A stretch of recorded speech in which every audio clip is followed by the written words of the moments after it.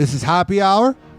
I am your host, Ryan Hoppe, hanging out with you for the next hour to hour and a half, maybe 2 hours. You can always contact me, 856-49-HOPPE. It's 856-494-6773. You can tweet at me at Ryan Hoppe Radio, and you can always email me, ryanhopperadio@gmail.com. Now, I began the show you're listening to, known as Hoppe Hour. I began it with the call from Kevin Cosgrove, who is one of the victims of 9/11. And I want to talk about it right out of the gate, right here on Hoppe Hour.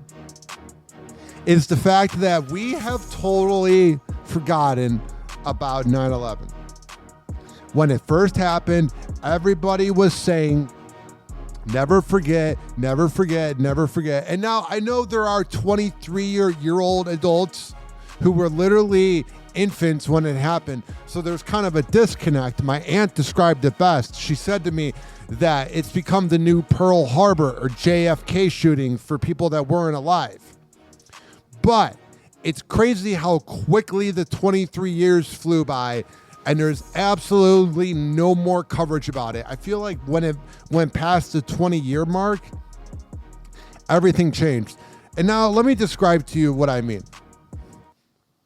Us millennials, now I know Gen X and baby boomers were in the workplace, but for me, I was in second grade and I was on the playground, and we used to have recess that was strictly 10 minutes long.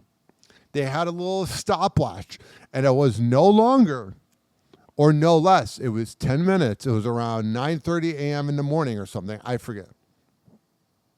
Or maybe they put us out in recess because they saw what was happening, because recess was usually around 10:30 a.m. Anyway, I'm talking about something from 2 decades ago, so it's hard to remember. But I remember the recess was going on forever and ever. And our teacher was running inside and outside, and we're on the playground, we're on the swing set, like, what's going on? So we quickly get back to the classroom, and they're telling us, I forget what they said, but none of it made any sense. Like, they were protecting us. And then my mom, who I think had the day off of work because she was a stay-at-home mom while doing nursing like 3 or 4 times a week, she picked me up. She was one of the first parents to pick me up. And at that time, I didn't have TV because my mom got caught stealing cable in the year 2000. So I didn't have like even broadcast TV or bunny ears. I had DVDs and VHSs. So I didn't know what 9/11 looked like until YouTube came out in 2005, and I was watching 9/11 coverage from the library and crying, and my friend's like, why are you crying? I'm like, because 9/11's sad. But I have 2 cousins, one that is 20 and one that is 17, so they're born in 04 and 07. And they are the perfect example of not being taught properly about 9/11. Because I would hear from them that the teachers didn't want to trigger the kids, and I hear that the teachers a lot of times don't know about it or don't know how to teach it to the kids. And I find that utterly ridiculous. So we're not even a quarter century in from 9/11, and none of the kids know about what happened. For example, before I deleted my TikTok account, I noticed that everybody thinks it happened at night. There was a TikTok skit, I'll never forget it for as long as I'm alive, because it was so factually wrong and it annoyed me. It was where and it may have been one of those TikToks where they have like the same actor playing 3 characters, but pretty much there was somebody in the living room at night who was like, oh my God, look what's on TV. And then the kids run in and scream. Because the people that were making these videos on TikTok, they thought it happened at night. They had no idea that people were either at work, people were retired, or in school. And now to me, that TikTok trend from about a year or 2 ago represented how badly we prepared the next generation and beyond to know about one of the worst things to ever happen to this country. It infuriates me. All right, here's the news coverage about it on Hoppe Hour. Whoa! Happy Hot Topic! This is an ABC News special report. September 11th, America remembers. Good morning for those of you just joining us. We're taking a moment now to mark the 23rd anniversary of the September 11th terrorist attacks. There you see the sites where the terrorists struck 23 years ago. I have not been to any of the places where 9/11 happened, but I'm going to tell you right now, ladies and gentlemen, boys and girls, I have family members that have gone, and they said it's weird. The former site of the World Trade Center in Lower Manhattan. Families are gathering to read the names of the nearly 3,000 people who died. President Biden, Vice President Kamala Harris, former President Trump, and his running mate J.D. Vance are all there to pay their respects as well. Gatherings also at the Pentagon and in Shanksville, Pennsylvania. A wreath-laying ceremony is going to take place at the Pentagon later this morning, followed by remarks by Defense Secretary Lloyd Austin. I heard like Joe Biden left it early. I was like, come on, man. You literally are on vacation. You haven't been around as president the last 2 months.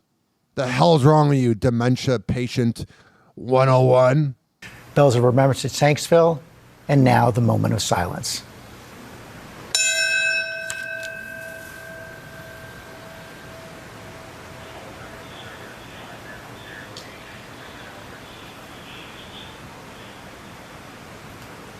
Roll up to the volume.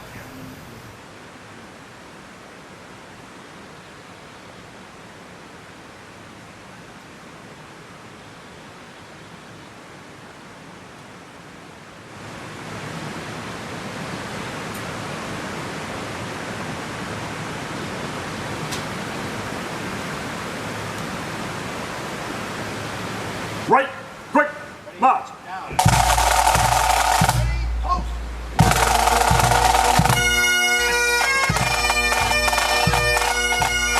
In a moment, the names of the victims will be read in Lower Manhattan. Then another moment of silence.